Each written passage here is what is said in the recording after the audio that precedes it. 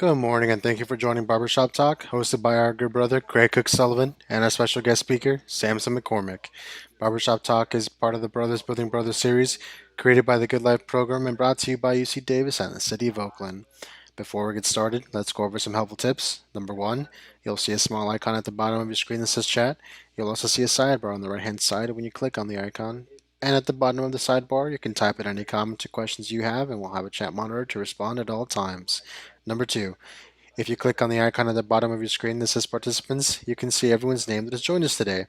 This is a friendly reminder that this Zoom class will be recorded, so please take the time to change your Zoom name if you wish to be identified differently. You can do this by clicking on the participants icon on your screen. Then you'll see a sidebar on the right hand side when you click on the icon.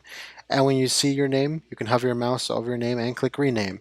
Then type in how you would like to be referred to. Number three. Lastly, let's remember that this is Zoom. It is not perfect. Your sound or internet might cut out, but we're still here. So if you experience any technical issues accessing our class, please email us at info@thegoodlifepath.org, or you can give us a call at 510-306-2584.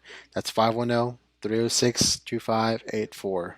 Brothers Building Brothers is a group of men interested in creating a safe space to promote personal growth and advocate for black men's mental health awareness. We are committed to building a space for you to come together with other men who have experienced similar life events. We are not trained therapists and we cannot provide you with expert advice about your specific legal, work, or family situations. However, we can provide you with thoughtful opinions based on our personal experiences. This space is sacred and we expect our conversations to remain private. We ask that you speak respectfully towards one another and not to group stories outside of our sacred space. We will, we will provide some resources for your self help, but everything we do is as is. We are not doctors, and this is not our formal mental health guidance.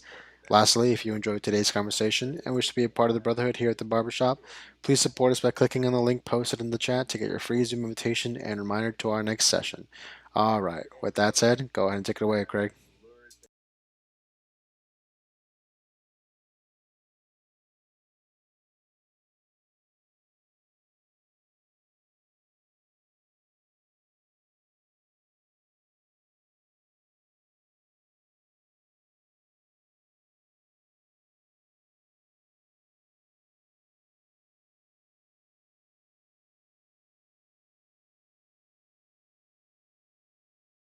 This is just our sexual preference.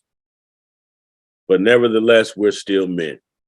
We're going to talk about some of the stigmas, some of the barriers, some of the thought processes we've had growing up.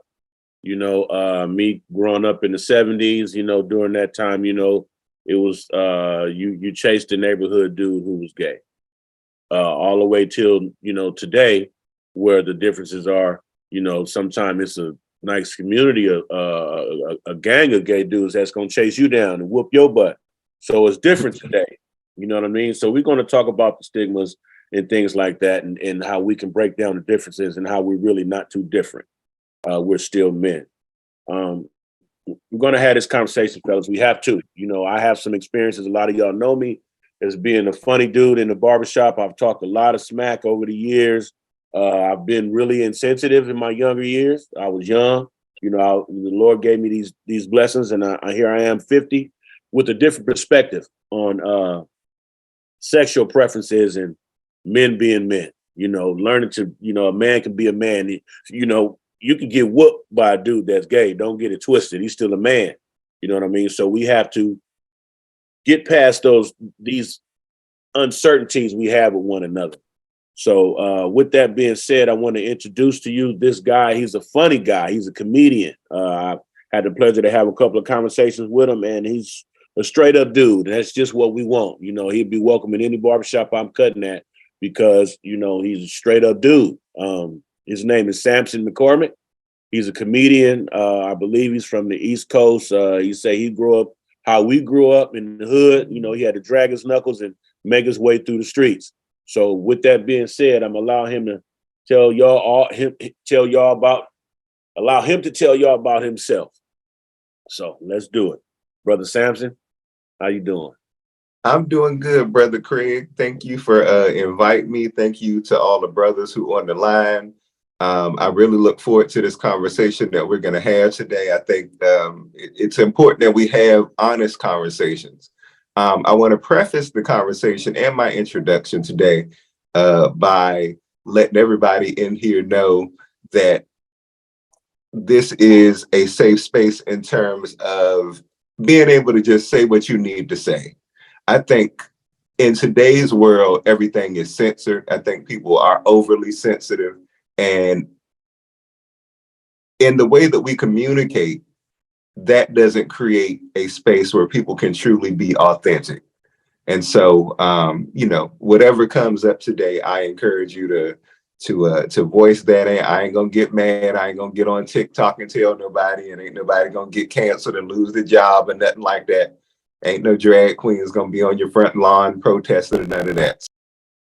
So I just want to let you know that it's cool to just be real about stuff. If you want to say, I'm not comfortable around fags, that won't hurt my feelings at all, because I don't feel comfortable around fags all the time either.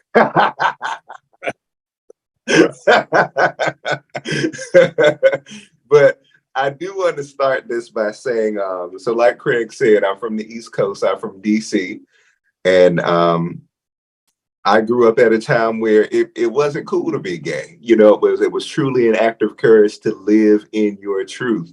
And I think that is the difference between then and now. I think that it is celebrated in a capacity where people use it to oppress other people for having a different opinion. So for instance, if somebody has religious convictions and they say, hey, I don't believe in gay marriage, that person can lose their job for saying, I don't believe in gay marriage because of my religion. And I think that is dangerous. Me personally, I believe that God loves everybody. I have my own relationship with God and a higher power. But at the same time, I also believe in people's individual humanity. So that means, if a person believes differently than I do, that doesn't mean that they're homophobic. And if you're on the line and you hold a specific belief around sexuality due to your personal convictions, I don't think that makes you homophobic. That makes you an individual human being. Now, the difference between that and homophobia is if you go, this is my religious conviction and I think you should die. Now, I think that's hateful and homophobic. But if somebody is able to say, hey, I love you as a person, but I don't agree with that, I don't see anything wrong with that. And before we got on this call, we were also talking about transgender issues. And I think that we live in a time now where it's dangerous to have common sense. And so, again, back in the 80s and 90s when I was growing up and when a lot of us were coming up and in school and things like that, it took an act of courage to come out the house and come out to the world and say, hey, I'm a trans woman. And your life was truly at stake. But over time, as the community, and I'm saying this as a part of the LGBT community, has gained a lot of rights, it has gone from, okay, this is who we are, to now, if you don't agree with everything we say, we're here to oppress you. And I think that's one of the worst things that can happen for LGBT rights. I think that's horrible for human rights, and I don't think that's fair to everybody else who has to exist in the world, because in order for us to be able to coexist, people got to be who they are. And so the same way that I enjoy the freedom of being who I am and just living unrestricted, I think people also deserve that same respect and to have their humanity honored. And so that's what I want to make this conversation more about. I think most of us know enough about gay people. It's 2013. We're on television. We're on YouTube. Everybody got a gay family member. People know us. But I think the pressing issues of the day are how society handles LGBT issues. How do we navigate it as Black people and gay people together? Because, when we say Black Lives Matter, we have to understand that means all Black lives. And I want to highlight another thing before we move on. If you look at history, some of the most prominent leaders of civil rights in the Black community have been gay people and have been trans people. In New York, when we talk about Stonewall, there was Marsha P. Johnson and Miss Major. Those were Black people. Yeah. But white gay people took credit for the LGBT movement. So if it wasn't for those two trans Black women, gay people, period, wouldn't have a lot of rights that we have today. If you look at the March on Washington, and if you look at Dr. Martin Luther King's strategy for civil rights, nonviolent strategic action, Bayard Rustin, who was erased from history for being gay, was the person who sat with Dr. Martin Luther King and Jesse Jackson and all those folks and created the blueprint of the civil rights movement. But because he was gay, he got erased. And so we've always been very active in community. Of course, we've been in the church. If you've been to a church, they have everybody to stand up and talk about their spouses and stuff, and they want to know why the dude who played the piano never stand up with his wife. It's because he ain't got no wife. You let that man talk about his boyfriend, he'll sit up there and sing praises to Jesus. but we get to be visible, but only under certain capacities. And even Black Lives Matter, which the organization, which I'm not claiming right now, that was headed by 3 lesbian women. What they did with the money, that's another conversation. But my point is, we've always been very present in the community. And so when we talk about moving forward as a Black community, I think you have to do that and include LGBT people. But when it comes down to our individual humanities, what we believe, what our personal freedoms are, I think we deserve that. And, looking at, again, Craig and I was having this conversation. What is an agenda? It's an agenda.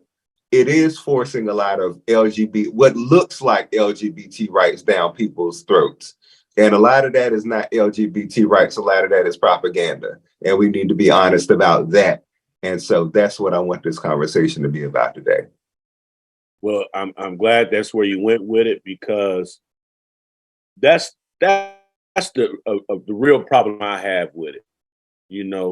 They're force feeding the agenda in a place that not all understand that America is only about business, and that agenda is profitable, and they're pushing it all over the place. It's on every slice of the pie in the and how can us with sons and daughters, what do we protect them from? Yes, we all have our own